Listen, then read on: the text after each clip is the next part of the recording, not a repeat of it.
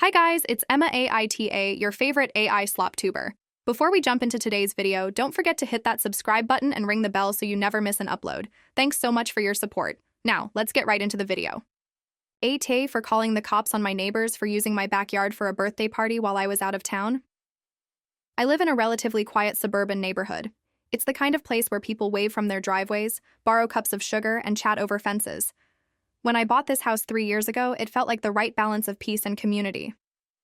I'm in my early 30s, single, and work mostly from home as a freelance software engineer. My house isn't huge, but the backyard is the gem. A wide, beautifully landscaped space with a wooden deck, a little koi pond, and a tall privacy fence all around. I poured a lot of my time and money into it, because I genuinely love gardening and having a place to relax in. My neighbors to the right, let's call them the Palmers, moved in about a year ago. A couple in their late 30s with 3 kids under 10. At first, I welcomed them like I do anyone else. Brought over a bottle of wine, offered some local tips, even let their kids peek at my fish pond, which they were fascinated by. But over time, things started to grate. It began with little things, toys being tossed into my yard, the kids pressing their faces against my windows, their dog somehow ending up on my side more than once, digging near my garden beds. I brought these up politely, and they always gave me that overly sweet, "Oh, we'll make sure it doesn't happen again," response. And then it would happen again. Then came July. I had planned a 10-day trip to visit my sister across the country. We don't get to see each other often, and she'd just had a baby. I made all the preparations, set timers on the lights, asked a friend to check in on the fish, and let the neighborhood Facebook group know I'd be away. I came back on a Monday morning, tired from the red-eye flight, just wanting to water the plants and sleep. But as I turned onto my street, something felt off. There were streamers caught in the branches of my tree. A folding chair was tipped over on my lawn. And when I unlocked the gate to my backyard, I froze. My backyard was trashed. The grass was torn up in patches. There were crushed juice boxes and paper plates scattered everywhere. My koi pond had some sort of blue glitter dumped in it. And, worst of all, someone had clearly tried to set up a BBQ grill on the deck and scorched part of the wood. My grill, which had been covered and secured, was moved, used, and left greasy. At first, I thought I'd been robbed or vandalized, but nothing was missing. Just used. It felt like someone had partied here. I went back inside, checked my doorbell camera. It covers the front and part of the side yard. And sure enough, there it was. The Palmers and several guests walking around the side of the house and letting themselves into my backyard with folding chairs, balloons, and cake. It was a birthday party. I was livid. I marched over, knocked on their door, and tried very hard to stay calm. Mrs. Palmer answered, and when I confronted her, she had the gall to smile and say, "Oh, we figured you wouldn't mind since you weren't using it, and it's such a lovely space. The kids had so much fun." I stared at her. "You used my private property without asking while I was gone. That's trespassing." She waved her hand like I was being dramatic. "Oh, come on, we cleaned up." I pointed out the trash still in my yard, the glitter in my pond, the scorch marks. She had no answer to that, just a shrug. So I told her I was going to file a police report. That got her attention. She immediately switched gears. Suddenly I was overreacting, threatening a family, trying to ruin their lives over a small mistake. Mr. Palmer came out and started yelling that I had no right to threaten them, and that neighbors look out for each other, not call the cops. But I did it anyway. I called the non-emergency line, reported the trespassing and property damage, and gave them the footage. The officer who came by was sympathetic, said I was well within my rights, and took down everything. The Palmers weren't arrested, obviously, but now they have a record of the complaint. Since then, the neighborhood has been weird. Some people, especially other parents, have taken the Palmers' side. They say I should have just let it go, or talked it out like an adult. Others quietly told me they were glad I stood up for myself. But I feel like I've become the villain in some suburban drama. The fallout from that phone call to the police was more intense than I had anticipated. I figured I'd get a few awkward stares, maybe a snide comment here or there. I didn't think I'd be full-on iced out by some of the people I used to wave to every morning. The worst part? The Palmers didn't just leave it at that. They went on a campaign to make me the bad guy. It started with vague posts in the neighborhood Facebook group. Things like, "Some people would rather involve the authorities than just talk like adults." Or, "When did being neighborly mean getting the police involved over a few paper plates?"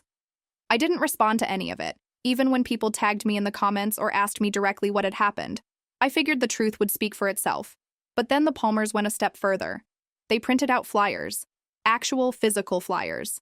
They slipped them into mailboxes, stapled them to the bulletin board near the neighborhood park, even handed them to people in the cul-de-sac. It was a letter, signed the Palmer family, explaining how they were devastated by the incident, how they thought they were building a community of trust and kindness, and how I, a single man with no children, had decided to ruin their daughter's special day and threaten their peace of mind. They made it sound like I'd tried to have them arrested for blowing bubbles in my yard. I was stunned. Who does that? Who prints out flyers like we're in some petty high school drama? A few of my friends outside the neighborhood told me to get a lawyer, but I held off. I didn't want to escalate things further. I figured if I ignored them, they'd run out of steam.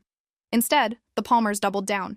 They started letting their kids run up and down my sidewalk screaming at all hours. They let their dog bark constantly and poop near my mailbox without picking it up. And once, I caught Mr. Palmer standing at the edge of my driveway, arms crossed, just staring at my house for several minutes straight before walking off. One night, after coming home from dinner with friends, I found that someone had dumped what looked like dirty dishwater onto my front steps.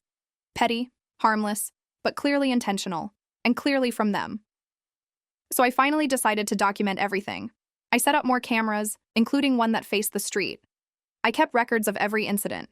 Dates, times, photos, even timestamps of audio recordings when I could hear their kids yelling slurs or the parents trash-talking me loudly to their guests.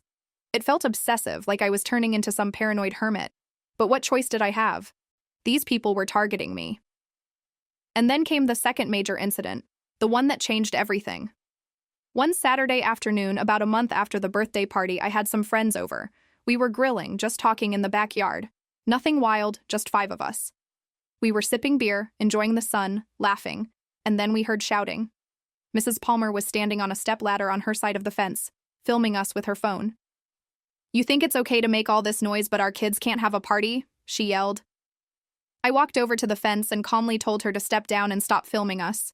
She kept yelling about harassment and double standards and how I was spying on them. Then Mr. Palmer appeared, walking around the corner of the fence, holding something in his hand. I couldn't tell what. One of my friends, a guy named Joel, got between us and told him to back off. Mr. Palmer shouted something like, "You want to involve the police again? Let's see if they believe you this time." It was aggressive, it was threatening, and I had it all on video. So I called the cops again. This time things got a little more real. The police reviewed the footage, took statements, and issued a formal warning to the Palmers for harassment and threatening behavior. They didn't get arrested, but now it wasn't just a neighborly dispute. It was on file. The next week, I got a letter from their lawyer. They were threatening to sue me for defamation and harassment. I couldn't believe it. I took the letter to my own lawyer, who laughed and told me it was a scare tactic, a way to intimidate me into backing down. But I wasn't going to back down anymore. After the threat of legal action, I decided it was time to get proactive. I retained a lawyer officially, just to be on the safe side, and we drafted a cease and desist letter addressed to the Palmers. It outlined everything they had done: trespassing, defamation, harassment, and included a polite but firm warning that any further behavior along these lines would be grounds for a restraining order. I didn't want to escalate it, but I also wasn't going to let them keep steamrolling me. I was done being the nice guy neighbor who let people walk all over him. I paid my mortgage, I maintained my yard, I paid HOA fees like everyone else. I had a right to feel safe and respected in my own home. That shouldn't have been too much to ask.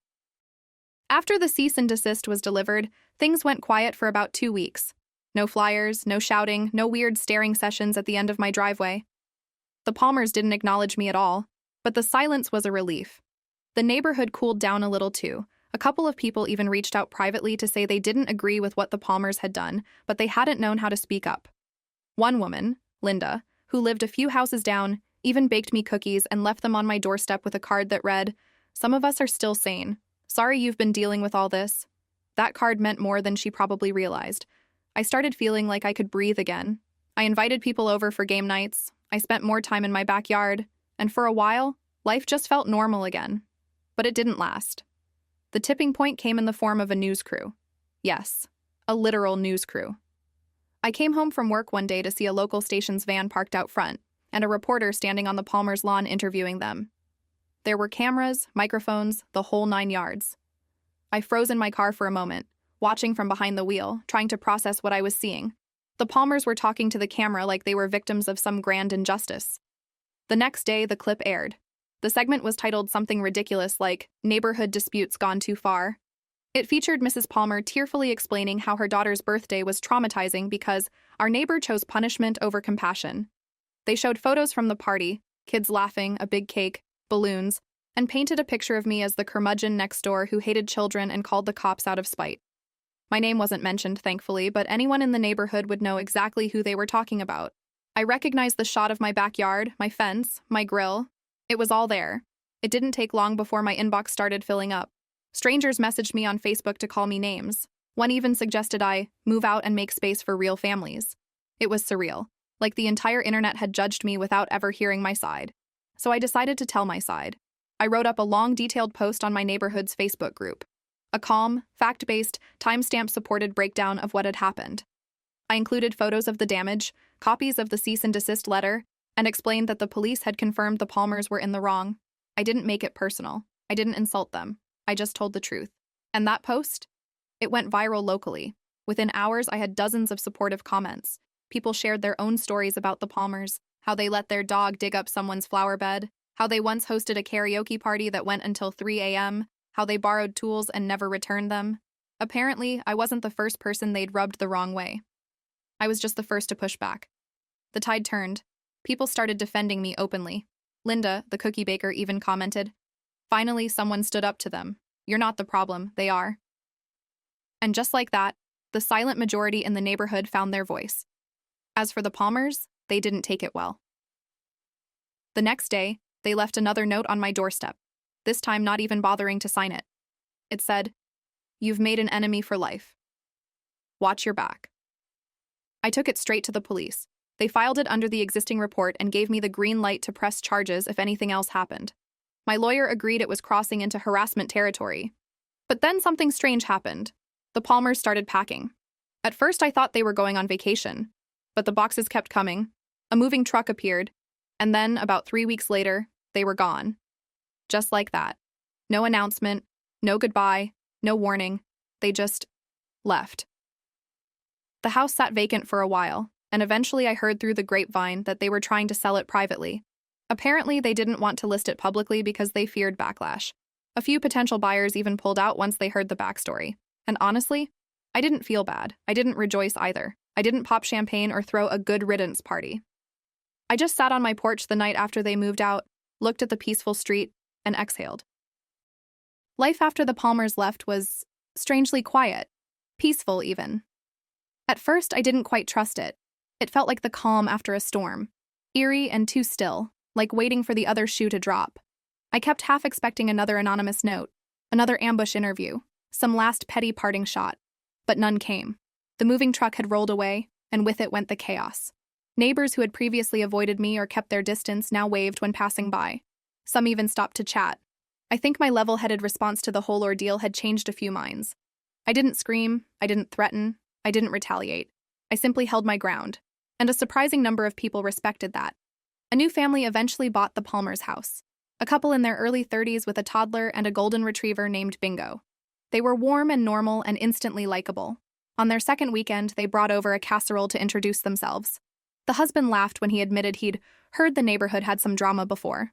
I gave him the Cliff Notes version. He just shook his head and said, "Well, we're not interested in turf wars, I promise." We ended up becoming decent friends. The dog adored my backyard, and since I'd already installed a new, taller fence, just in case, I occasionally invited them over for barbecues. It was the kind of neighborly connection I'd hoped for when I first moved into this place. Still, despite everything settling down, I couldn't fully shake the experience. There was something deeply unnerving about how quickly people could turn against you, about how easily a false narrative could take hold. It made me more cautious, more reserved. I started keeping a log of anything unusual. Interactions, notes, weird behavior. Not because I was paranoid, but because I'd learned the hard way how quickly things could spiral if you didn't have your receipts in order. Months passed. Eventually, the memory of the incident faded for most. The Palmers became a neighborhood anecdote, something to laugh about over wine. Remember when Karen tried to turn the block against her neighbor over a bounce house? But for me, the lesson lingered. Sometimes doing the right thing doesn't feel good. Sometimes it means standing alone while everyone else boos. But right is still right, even when no one agrees with you. So, was I the asshole for calling the police on people who trespassed on my property while I was out of town? I wasn't the asshole for protecting my home. I wasn't the asshole for holding boundaries. And I sure as hell wasn't the asshole for refusing to be guilted into silence just because the trespassers brought cupcakes and balloons. You don't need a permission slip to expect respect. And sometimes doing what's right won't make you popular, but it'll make you proud.